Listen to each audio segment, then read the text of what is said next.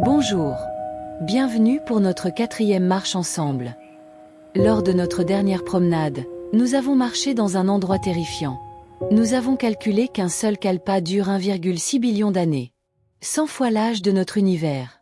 Mais aujourd'hui, je dois vous révéler quelque chose de plus troublant encore. Un kalpa n'est pas l'unité maximale du temps bouddhiste. C'est l'unité minimale. Le point de départ. La première marche d'un escalier qui monte vers l'infini.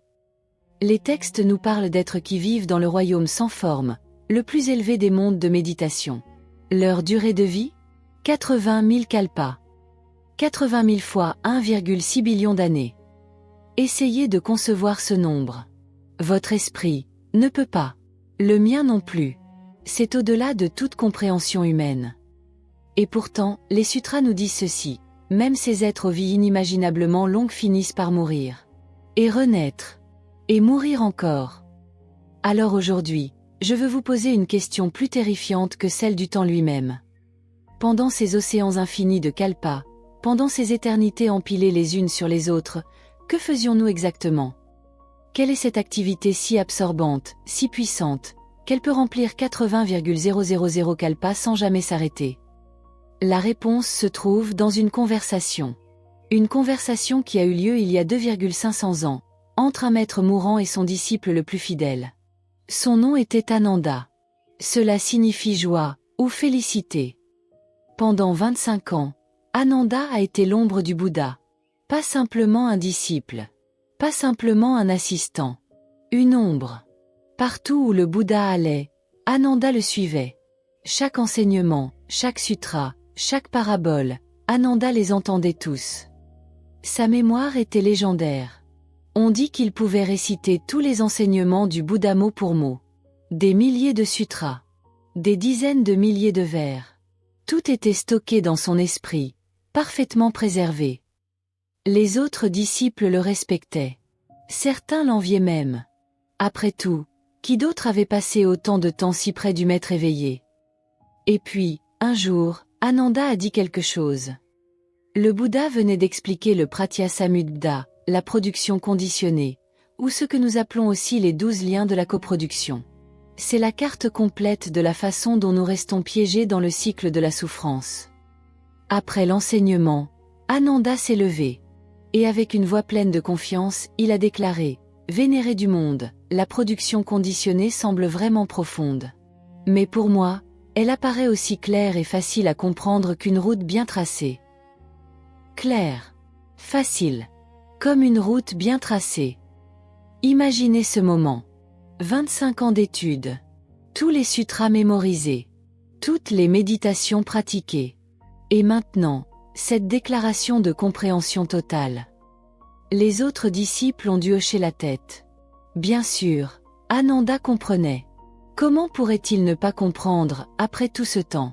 Mais le Bouddha a fait quelque chose d'inattendu. Il a soupiré. Un long soupir. Profond. Triste. Et puis il a dit, avec une voix qui portait le poids de tous les kalpas dont nous venons de parler, « Ne dis pas cela, Ananda. Ne dis jamais cela. » Le silence qui a suivi devait être étouffant. Cette loi est si profonde, si difficile à voir, si difficile à réaliser, que c'est précisément parce que les êtres ne la comprennent pas qu'ils sont comme un écheveau de fil emmêlé. Comme une pelote de fil noué. Comme de l'herbe et des roseaux tissés ensemble. Ils ne peuvent pas échapper au cycle infernal, aux mauvaises destinations, aux chutes, au samsara. 25 ans. Et Ananda n'avait toujours pas compris. Pourquoi? Qu'est-ce qu'il avait manqué? Pour comprendre pourquoi le Bouddha a soupiré, nous devons d'abord comprendre la différence entre connaître et voir. Ananda connaissait la production conditionnée. Il pouvait l'expliquer. Il pouvait lister les 12 liens dans l'ordre parfait. Il pouvait citer les sutras qui en parlaient. Mot pour mot. Mais il ne la voyait pas. Il ne la sentait pas fonctionner en lui, à chaque instant, tissant la prison invisible dans laquelle il vivait. Laissez-moi vous donner un exemple moderne. Vous connaissez tous la gravité. Vous savez que la Terre tourne autour du Soleil. Vous pouvez expliquer les lois de Newton. Vous avez appris tout cela à l'école. Mais est-ce que vous sentez la gravité? Est-ce que vous sentez la Terre tourner à 1,670 km par heure?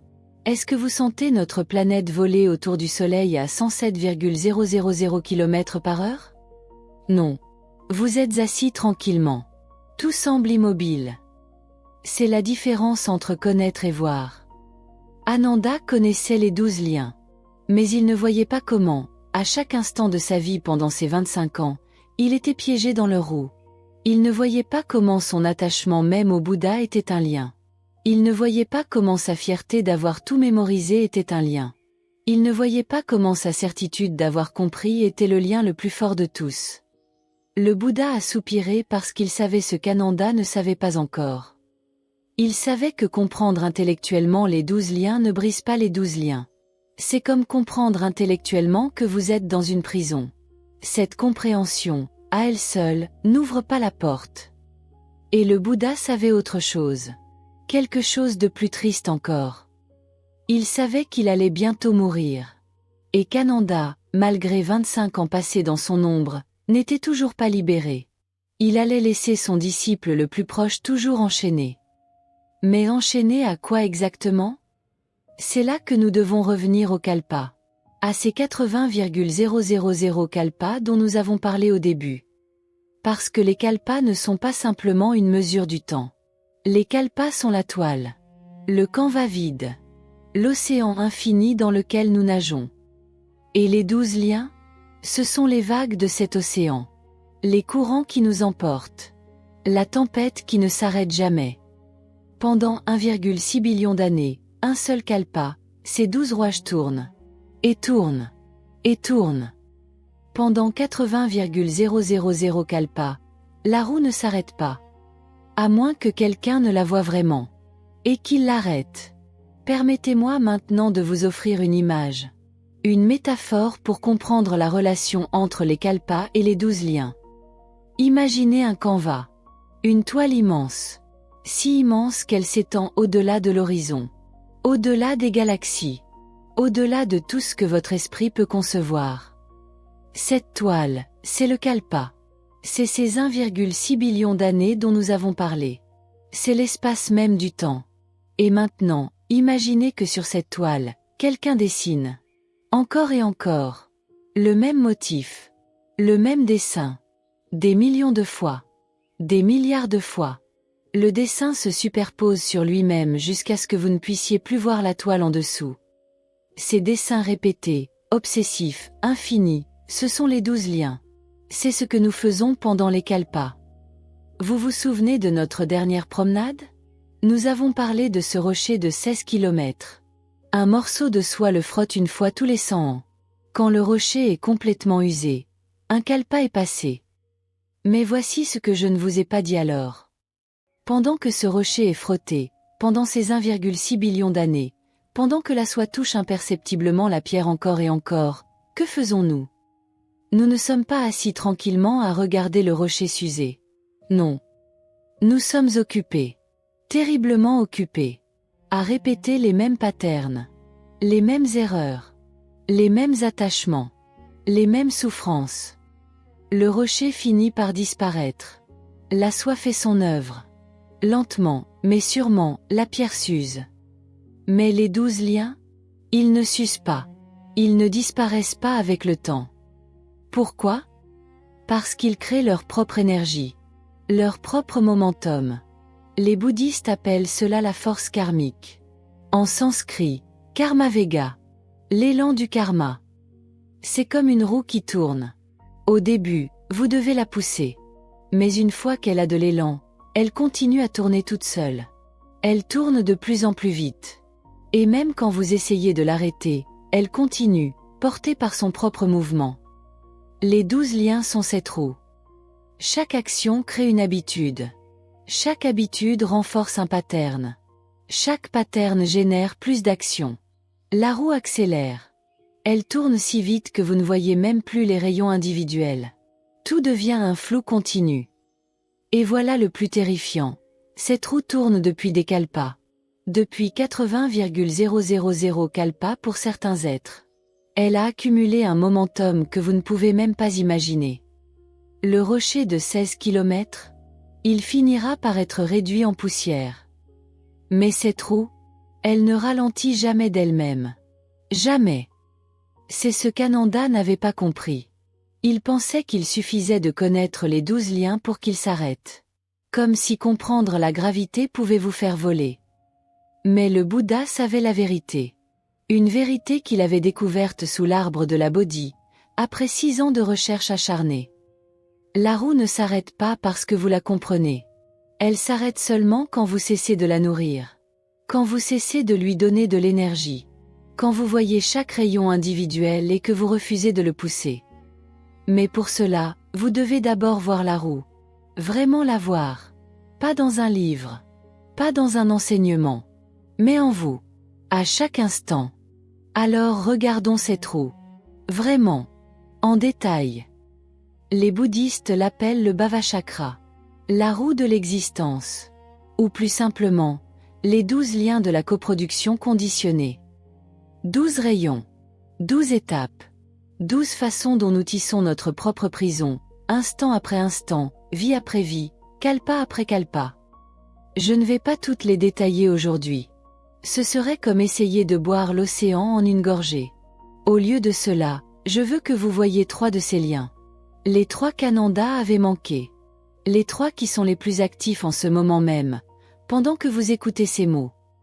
Mais d'abord, laissez-moi vous donner une vue d'ensemble. Une carte rapide de la roue entière. Le premier lien, l'ignorance. En sanskrit, avidya. Pas simplement ne pas savoir, mais refuser de voir. Le deuxième, les formations. Samskara. Les patterns, les habitudes, les impulsions accumulées de toutes nos vies passées. Le troisième, la conscience. Vijnana. Cette étincelle qui dit je suis. Le quatrième, nom et forme. Namarupa.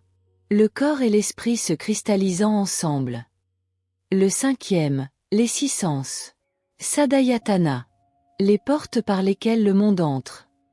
Le sixième, le contact. Sparsha. Le moment où le sens rencontre l'objet. Le septième, la sensation.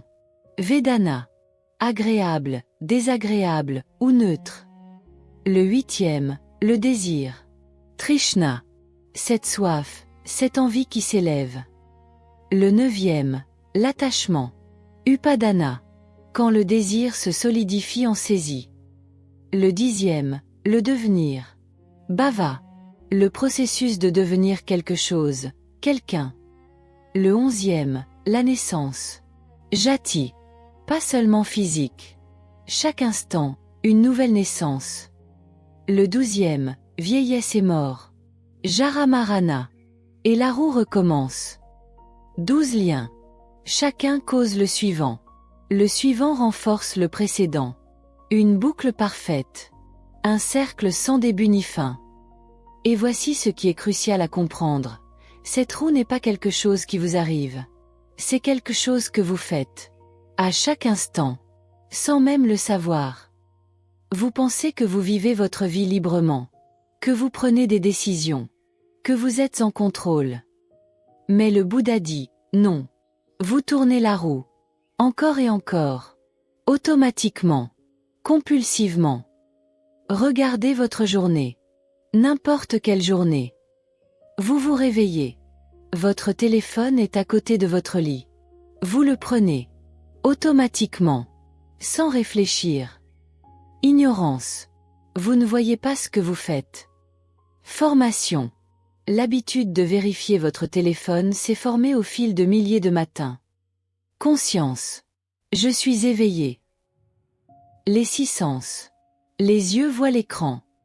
Contact. L'écran touche vos yeux, vos doigts touchent le verre. Sensation.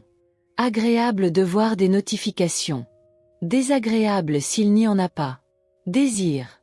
J'espère qu'il y a quelque chose d'intéressant. Attachement.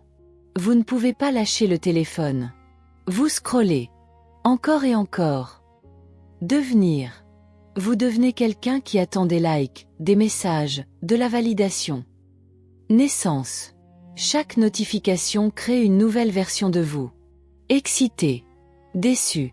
Anxieux. Vieillesse et mort. L'excitation meurt. Vous devez chercher la prochaine. Et la roue tourne à nouveau. La prochaine notification. Le prochain scroll. Le prochain désir. Cela semble banal, n'est-ce pas? Juste un téléphone. Juste quelques minutes le matin. Mais multipliez cela par chaque action de votre journée. Chaque pensée. Chaque impulsion. Des milliers de fois par jour. Des millions de fois par vie. Des milliards de fois à travers les kalpas. La roue tourne. Et tourne. Et tourne. Elle est devenue si rapide, si automatique, que vous ne voyez plus les rayons individuels. Vous ne voyez plus les liens séparés. Tout se fond en un flou continu que vous appelez ma vie. Mais ce n'est pas votre vie. C'est la roue. Et vous êtes coincé dedans, tournant avec elle, pensant que vous conduisez alors que vous êtes simplement emporté. Voilà ce qu'Ananda avait manqué. Il connaissait les noms des 12 liens. Il pouvait les réciter. Mais il ne les voyait pas fonctionner en lui. Il ne sentait pas la roue tourner. Alors maintenant, plongeons plus profondément. Regardons 3 de ces liens de près. Si près que vous ne pourrez plus jamais les ignorer. Commençons par le premier. Le plus fondamental. Celui sans lequel tous les autres ne pourraient pas exister. L'ignorance. Avidya. Ignorance. Le premier lien. Mais permettez-moi d'être très clair, ce n'est pas de l'ignorance ordinaire. Ce n'est pas simplement ne pas savoir quelque chose. C'est plus actif que cela. Plus choisi. Le mot sanskrit avidya peut se décomposer. A signifie non, et vidya signifie voir ou connaître. Donc avidya n'est pas juste ne pas voir. C'est refuser de voir. C'est fermer les yeux volontairement. Imaginez que vous êtes dans une pièce sombre. Il y a un interrupteur juste devant vous. Vous savez qu'il est là. Vous pouvez le sentir avec votre main. Un simple geste, et la lumière s'allume. Mais vous ne le faites pas. Vous gardez les yeux fermés. Vous restez dans le noir. Pourquoi? Parce que si vous allumez la lumière, vous verrez des choses. Et si vous voyez des choses, vous devrez peut-être agir. Changer. Lâcher. Affronter. Il est plus facile de rester dans le noir. Plus confortable. Plus familier. C'est avidya. C'est le premier lien. Et c'est le plus puissant parce qu'il permet à tous les autres d'exister. Laissez-moi vous donner un exemple concret. Un exemple qui se passe probablement en vous en ce moment même. Vous écoutez ces mots. Vous comprenez intellectuellement ce que je dis sur l'ignorance, sur les 12 liens, sur la roue qui tourne. Mais il y a quelque chose que vous ne voyez pas.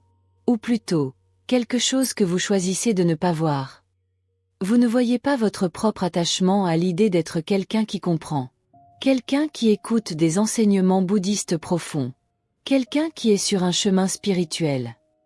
Cet attachement même est un lien. Mais vous ne le voyez pas parce que, parce que si vous le voyez, vous devriez le lâcher. Et qui seriez-vous alors? C'est avidya en action. Pas stupide. Pas naïf. Mais rusé.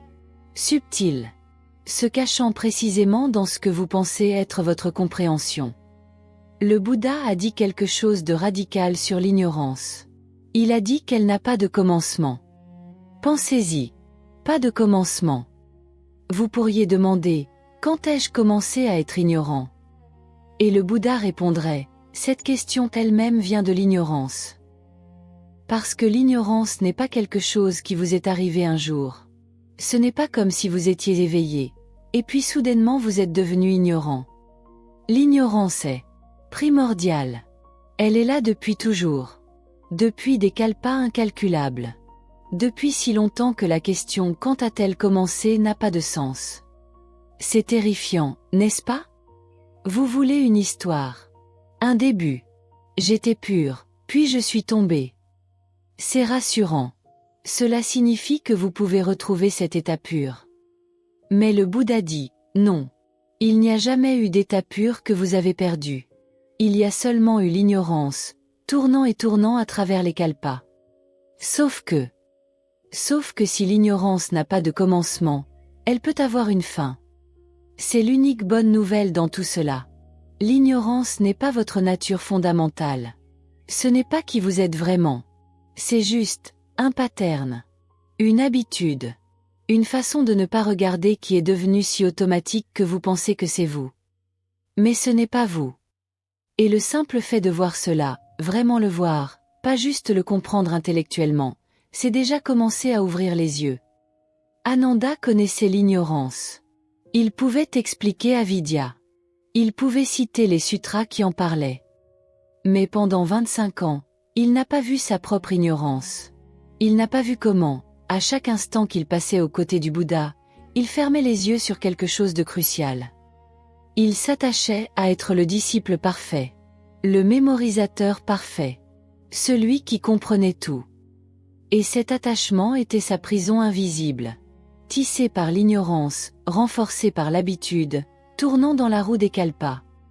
Jusqu'au jour où le Bouddha est mort. Et où Ananda s'est retrouvé seul. Sans maître à suivre. Sans ombre à être. Ce n'est que ce jour-là qu'il a enfin ouvert les yeux. Vraiment. Pour la première fois en 25 ans. Et il a vu. Oh, comme il a vu. Mais avant de parler de ce qu'Ananda a vu, nous devons regarder les deux autres liens. Ceux qui découlent directement de l'ignorance. Ceux qui la nourrissent et qu'elle nourrit en retour. Le désir et l'attachement. Trishna. En pali, Tana. En français, nous le traduisons souvent par désir ou soif. Mais ces traductions ne capturent pas toute la puissance du mot. Trishna n'est pas simplement vouloir quelque chose. C'est une soif brûlante. Une envie qui consume. Une faim qui ne peut jamais être satisfaite. Vous vous souvenez de notre rocher de 16 kilomètres? De cette soie qui le frotte si doucement, si imperceptiblement?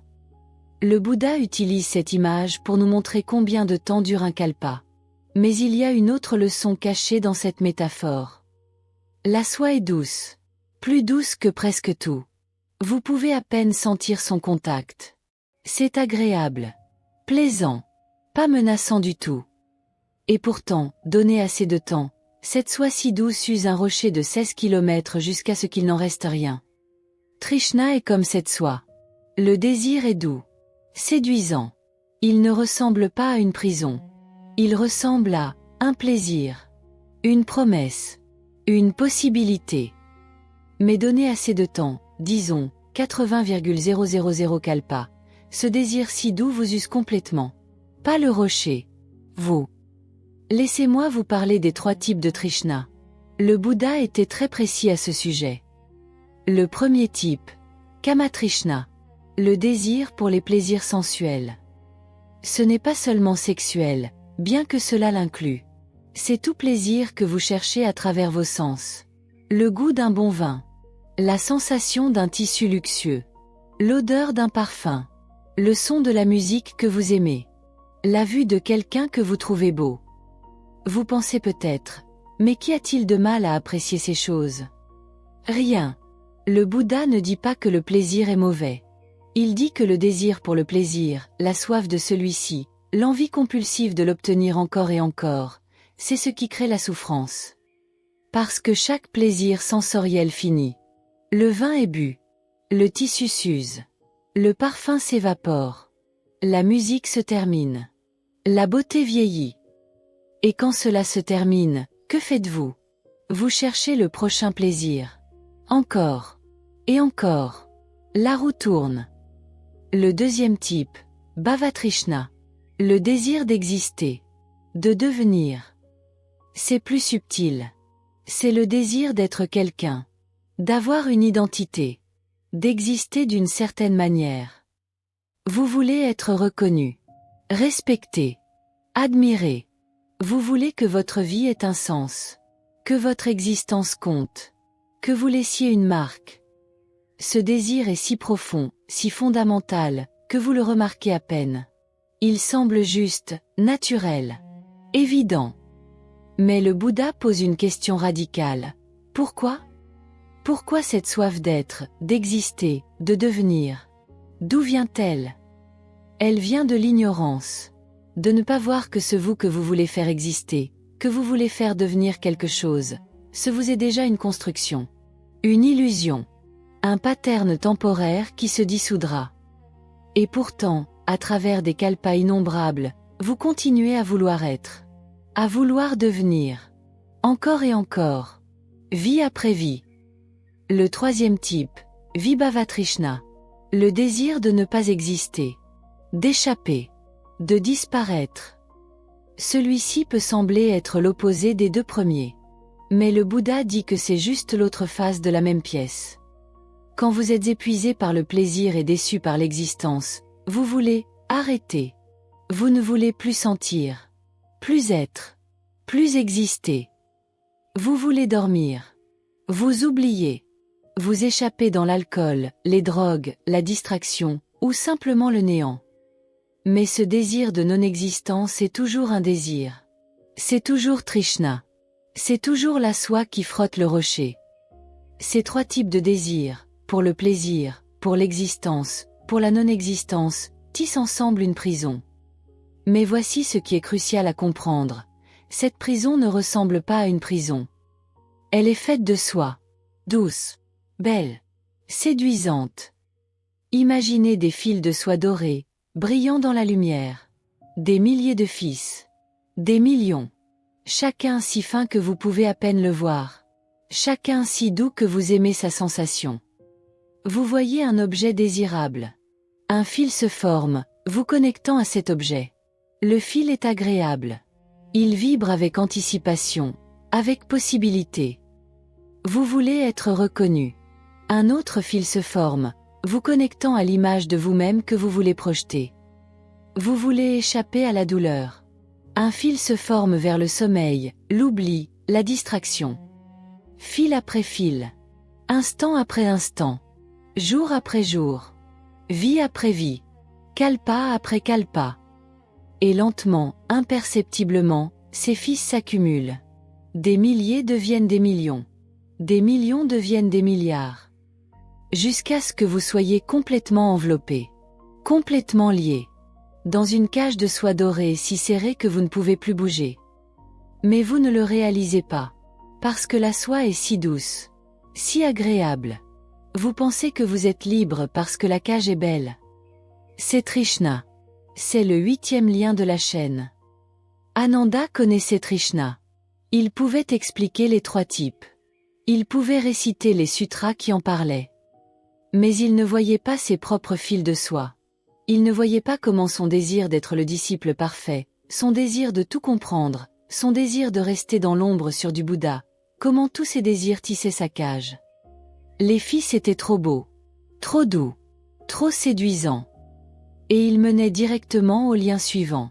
Le plus piégeant de tous. L'attachement. Upadana. Attachement. Saisie. Agrippement. Si Trishna est le fil de soie, Upadana est le moment où vous serrez ce fil. Où vous le tenez. Où vous refusez de le lâcher.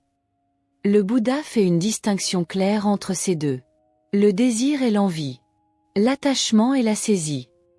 Vous pouvez désirer quelque chose sans vous y attacher. Vous pouvez sentir l'envie s'élever et la laisser passer. Comme une vague dans l'océan. Elle vient, elle va. Mais l'attachement, c'est quand vous attrapez cette vague. Quand vous essayez de la tenir. De la posséder. De la garder. Et bien sûr, vous ne pouvez pas tenir une vague. Mais vous essayez quand même. Encore et encore. À travers des kalpas innombrables. Permettez-moi de vous montrer Upadana en action. Ici maintenant. Dans votre vie moderne. Vous prenez votre téléphone. Nous avons déjà vu cela dans notre exemple plus tôt. Mais allons plus profond. Vous ouvrez une application. Instagram, Facebook, Twitter, peu importe. Vous commencez à scroller. Voici le désir. J'espère qu'il y a quelque chose d'intéressant. Et maintenant, vous voyez quelque chose. Une photo. Un message. Une notification. Trishna s'élève. Oh, c'est plaisant. C'est intéressant. Je veux plus de cela. Mais maintenant, et c'est crucial, maintenant vient Upadana. Vous ne pouvez pas vous arrêter de scroller. Vous devez voir le suivant. Et le suivant. Et le suivant. Votre esprit saisit. Plus. Plus. Ne t'arrête pas. Même quand vous savez que vous devriez arrêter. Même quand vous savez que vous perdez votre temps. Même quand vous sentez cette légère nausée de trop de stimulation. Vous ne pouvez pas lâcher. C'est Upadana. Ou prenez quelque chose de plus profond. Une relation. Vous aimez quelqu'un. C'est beau. C'est joyeux. Le désir est naturel. Mais ensuite, l'attachement s'installe. Vous commencez à avoir besoin de cette personne. Pas juste à l'apprécier. À en avoir besoin. Pour vous sentir complet.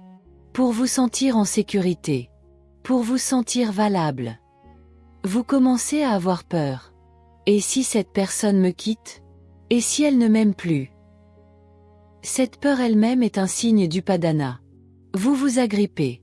Vous serrez. Vous essayez de tenir quelque chose qui, par sa nature même, est impermanent. Et cette saisie, cette tentative désespérée de tenir ce qui ne peut pas être tenu, crée la souffrance. Le Bouddha a identifié 4 types d'Upadana. 4 façons dont nous nous agrippons. Premièrement, Kama Upadana. L'attachement au plaisir sensuel. Deuxièmement, Ditthi Upadana. L'attachement aux opinions et aux vues. C'est subtil. Vous pensez que vos opinions sont justes. Que votre façon de voir le monde est correcte. Et vous vous y accrochez. Férocement. Quelqu'un remet en question votre opinion? Vous vous défendez. Vous vous sentez attaqué. Pourquoi? Parce que vous vous êtes identifié à cette opinion. Vous vous y êtes attaché. Troisièmement, Silabhata Upadana. L'attachement aux rites et aux rituels. Vous pensez, si je fais cette pratique, je serai sauvé. Si je suis ces règles, j'atteindrai l'éveil. Même la pratique spirituelle peut devenir un attachement. Même la méditation. Même suivre les enseignements du Bouddha. Ananda s'accrochait à cela. Être le disciple parfait. Suivre parfaitement le Bouddha. C'était son Upadana. Quatrièmement, Attavada Upadana. L'attachement à l'idée du soi. C'est le plus profond. C'est s'accrocher à je, moi, mon opinion. Ma vie. Mon bonheur. Mon éveil. Même le désir d'éveil peut être un attachement si vous vous y accrochez comme moi qui vais atteindre l'éveil. Voyez-vous le piège? Voyez-vous à quel point c'est subtil? L'attachement n'est pas toujours grossier. Il n'est pas toujours évident. Parfois, il se déguise en bonne chose. En amour. En dévotion. En pratique spirituelle. Mais si vous vous y accrochez, si vous serrez, si vous refusez de lâcher prise, c'est Upadana. Et Upadana, comme Trishna, crée son propre momentum. Plus vous vous accrochez, plus il est difficile de lâcher. Plus vous serrez, plus vos mains se crispent. Essayez ceci, serrez votre poing. Fort. Maintenant, gardez-le serré pendant 1 minute. Sentez-vous comment vos muscles commencent à faire mal. Comment ils se fatiguent. Maintenant imaginez garder votre poing serré pendant 1 heure. 1 jour. 1 vie. Des kalpas. C'est ce que nous faisons. Nous serrons. Nous tenons. Nous nous agrippons. À quoi? À tout. À nos opinions. À nos relations. À nos possessions. À nos identités. À nos rêves. À nos peurs. Nous ne pouvons même plus ouvrir la main. Les muscles sont figés dans la position de saisie. Et le plus tragique? Nous avons oublié que nous pouvons ouvrir la main. Nous pensons que c'est notre état naturel. Être fermé. Être crispé. Être attaché. Voilà ce que le Bouddha voulait montrer à Ananda. Ananda s'accrochait. À sa position. À son identité de disciple parfait. À l'idée qu'il comprenait. Ses attachements, si subtils, si raffinés, si spirituels même, étaient ses chaînes. Plus dorées peut-être que les chaînes grossières du désir sensoriel. Mais tout aussi fortes. Peut-être même plus fortes, parce qu'il ne les voyait pas comme des chaînes. Il les voyait comme son chemin, sa dévotion, sa compréhension. Et le Bouddha soupirait. Parce qu'il savait qu'Ananda ne lâcherait prise que quand il serait forcé de le faire. Quand il n'y aurait plus rien à quoi s'accrocher. Quand le Bouddha lui-même serait parti. Jati. Naissance. Le 11e lien. Quand vous entendez le mot naissance, vous pensez probablement à un bébé. À quelqu'un qui entre dans ce monde pour la première fois. Mais le Bouddha parle d'une naissance bien plus fréquente. Une naissance qui se produit des centaines de fois par jour. Des milliers de fois par vie. Des milliards de fois à travers les kalpas. La naissance de moi à chaque instant. Permettez-moi de vous expliquer. Ce matin, vous vous êtes réveillé. Je suis éveillé. Une naissance. Vous avez pris votre petit déjeuner. Je mange. Une autre naissance. Vous avez vérifié votre téléphone. Je lis les nouvelles. Encore une naissance. Vous avez eu une pensée sur votre journée. Je dois faire ceci. Une naissance. Quelqu'un vous a parlé. Je écoute. Je réponds. 2 naissances de plus. À chaque moment, un nouveau moi naît. Chaque fois que vous dites « je », vous créez une nouvelle identité. Temporaire. Fragile. Mais qui se sent absolument réelle sur le moment. Et voici ce qui est crucial. Chaque naissance est suivie d'une mort. Le moi qui se réveille meurt quand vous vous levez. Le moi qui mange meurt quand le repas se termine. Le moi qui lit les nouvelles meurt quand vous posez le téléphone. Naissance. Mort. Naissance. Mort. Des centaines de fois. Sans arrêt. Mais vous ne le remarquez pas. Pourquoi? Parce que la continuité semble si fluide. Un moi glisse dans le suivant si rapidement que vous pensez que c'est toujours le même vous. C'est comme un film. Vous voyez un mouvement continu. Mais en réalité, ce sont 24 images par seconde. Chaque image est différente. Morte et remplacée par la suivante. Mais votre esprit les fusionne en une expérience continue. Votre vie est comme ce film. Des milliers d'images de moi par jour. Chacune légèrement différente. Mais vous les fusionnez en une histoire. C'est moi. J'ai toujours été moi. Je serai toujours moi. Le Bouddha dit, regardez plus attentivement. Regardez entre les images. Où est le vous qui s'est réveillé ce matin? Disparu. Mort. Remplacé par le vous qui écoute ces mots maintenant. Et ce vous mourra aussi. Dans quelques secondes. Quand la prochaine pensée viendra. C'est terrifiant, n'est-ce pas? Parce que si chaque moi naît et meurt constamment, alors, qui êtes-vous vraiment? Et c'est précisément la question que le Bouddha voulait que vous posiez. Mais voici où cela devient plus profond encore. Ces naissances ne sont pas aléatoires. Elles ne tombent pas du ciel. Elles sont créées par les liens précédents. L'ignorance vous empêche de voir que le moi est construit. Les formations créent les patterns de quel moi apparaît. Le désir et l'attachement renforcent certains moi et en affaiblissent d'autres. Chaque matin, vous vous dites, aujourd'hui sera différent. Aujourd'hui, je ne serai pas en colère. Aujourd'hui, je serai patient. Aujourd'hui, je serai discipliné. C'est une naissance. Un nouveau moi avec de nouvelles résolutions. Et à midi, quand vous vous fâchez contre quelque chose de stupide, ce moi matinal est mort. Un nouveau moi colérique est né. Le même que celui d'hier. Et d'avant-hier. Et il y a 10 ans. Vous pensez que c'est la même personne qui a échoué à garder sa résolution. Mais le Bouddha dit, non. C'est une succession de naissances et de morts. Le moi matinal n'avait aucun pouvoir sur le moi de midi. Ce sont 2 êtres différents, liés seulement par la mémoire et l'habitude. C'est pourquoi changer est si difficile. Vous ne changez pas une personne. Vous devez changer le processus qui crée continuellement de nouveaux moi. Pensez aux résolutions du Nouvel An. Le 1er janvier, un nouveau vous naît. Plein d'enthousiasme. De détermination. Cette année, je vais faire de l'exercice. Je vais lire plus. Je vais être meilleur. Le 15 janvier, ce vous est mort. Un nouveau vous découragé est né. Je ne peux pas le faire. C'est trop difficile. Le 1er février, même ce vous découragé est mort. Un nouveau vous qui a complètement oublié la résolution est né. Et le 1er janvier suivant, un nouveau vous avec la même résolution. Comme si c'était la première fois.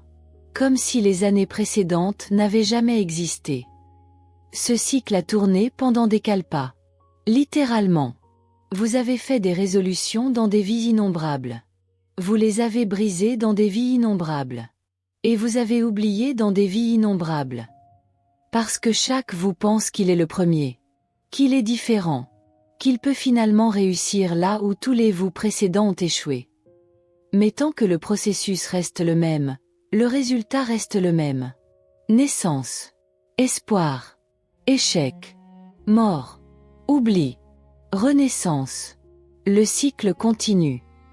C'est ce qu'Ananda n'avait pas vu. Il pensait qu'il y avait un Ananda stable qui apprenait progressivement, qui se rapprochait de la compréhension. Mais en réalité, il y avait des milliers des Ananda. L'Ananda qui écoutait avec dévotion. L'Ananda qui récitait parfaitement. L'Ananda qui se sentait confiant. L'Ananda qui doutait secrètement. L'Ananda qui s'attachait. L'Ananda qui avait peur. Tous différents. Tous nés et morts en succession rapide. Mais créant l'illusion d'un seul Ananda continu. Et puis le Bouddha est mort. Et l'illusion s'est brisée. Parce que le Ananda qui suit le Bouddha ne pouvait plus naître. Ce rôle, cette identité, avait disparu. Et soudainement, Ananda s'est retrouvé face à face avec la vacuité de tous ces moi. Sans le Bouddha, qui était-il? Cette question n'était pas philosophique. Elle était existentielle, terrifiante et libératrice. La nuit où le Bouddha mourut, Ananda pleura. Imaginez la scène. 25 ans aux côtés du maître. 25 ans à écouter, à mémoriser, à servir, à croire qu'il comprenait. Et maintenant le maître était parti.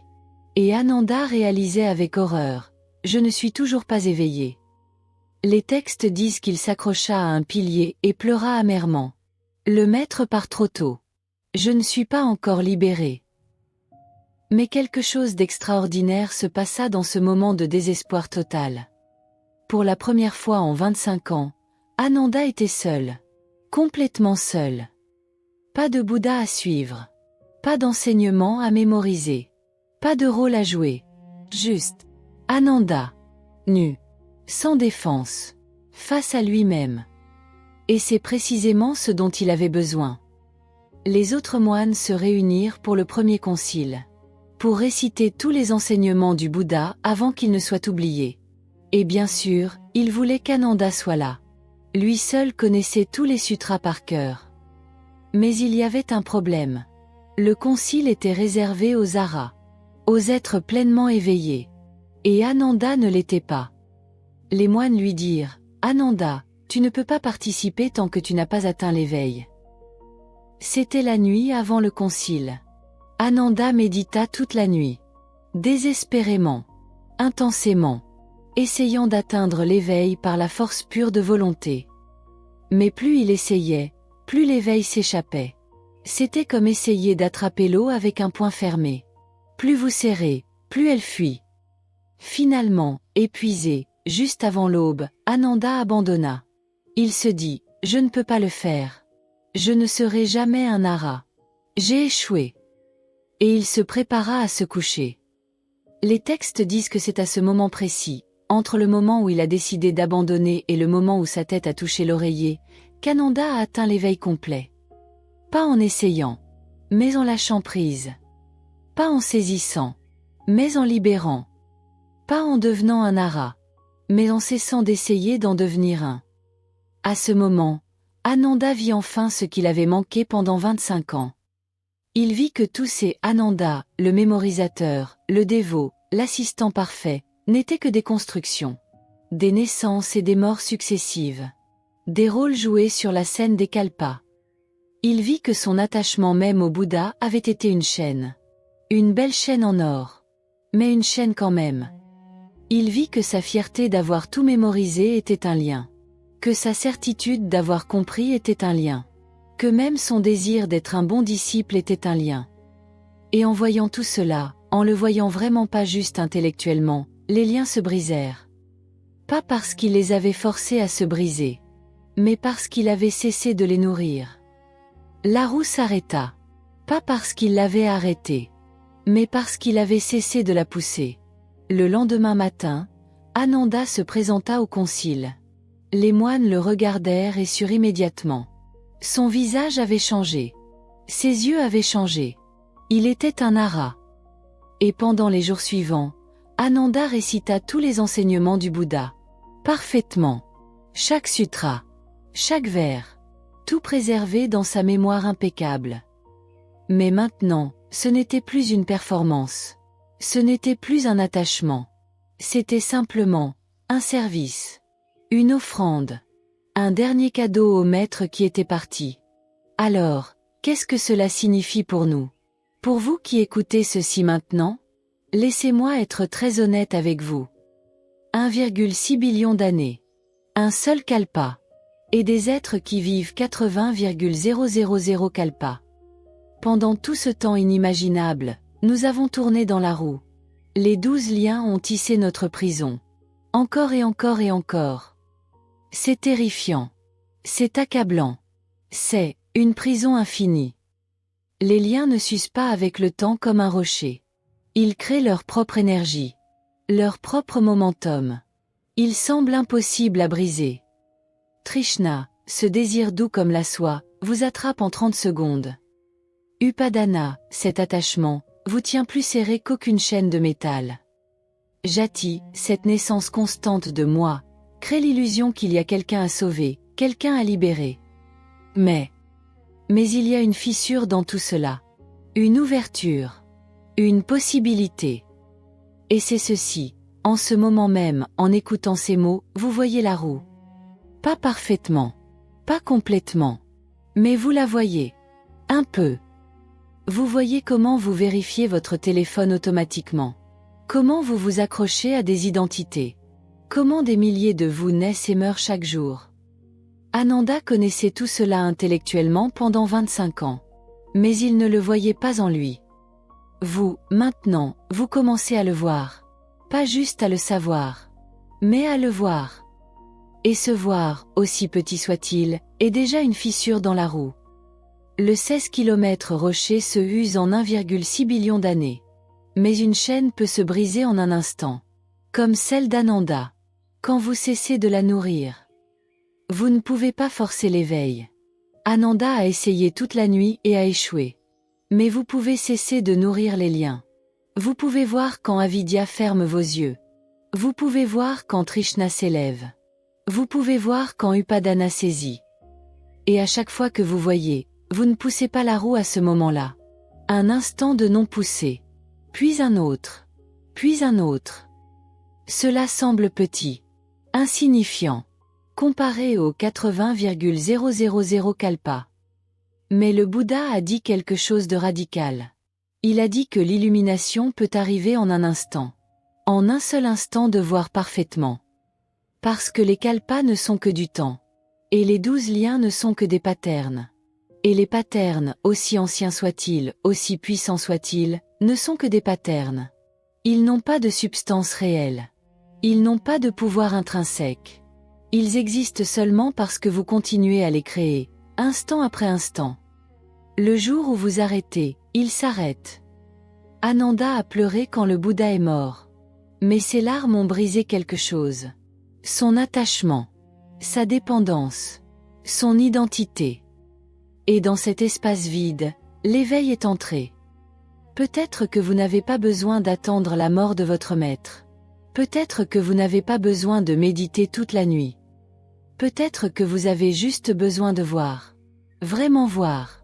Ce que vous faites en ce moment. À chaque moment. Voir l'ignorance qui ferme vos yeux. Voir le désir qui s'élève comme une vague. Voir l'attachement qui saisit votre téléphone, vos pensées, votre identité. Voir les milliers de vous qui naissent et meurent. Les voir. Sans jugement. Sans essayer de les changer. Juste, les voir. Et dans ce voir, quelque chose se dessert. Un peu. Juste un peu. C'est tout ce dont vous avez besoin pour commencer. Parce que même si la roue a tourné pendant 80,000 kalpas, elle peut s'arrêter en un instant. Marchons ensemble jusqu'à la prochaine fois. Pas avec désespoir devant l'immensité. Pas avec arrogance en pensant que nous savons. Mais avec cette vue. Cette vue fragile mais précieuse. Cette vue qu'Ananda a finalement trouvée quand il a cessé de chercher. Au revoir. Et souvenez-vous, chaque instant est nouveau. Chaque instant est une chance de ne pas pousser la roue. Même si la roue a tourné pendant des océans de temps, ce moment maintenant est frais. Non conditionné. Libre. Si vous le voyez,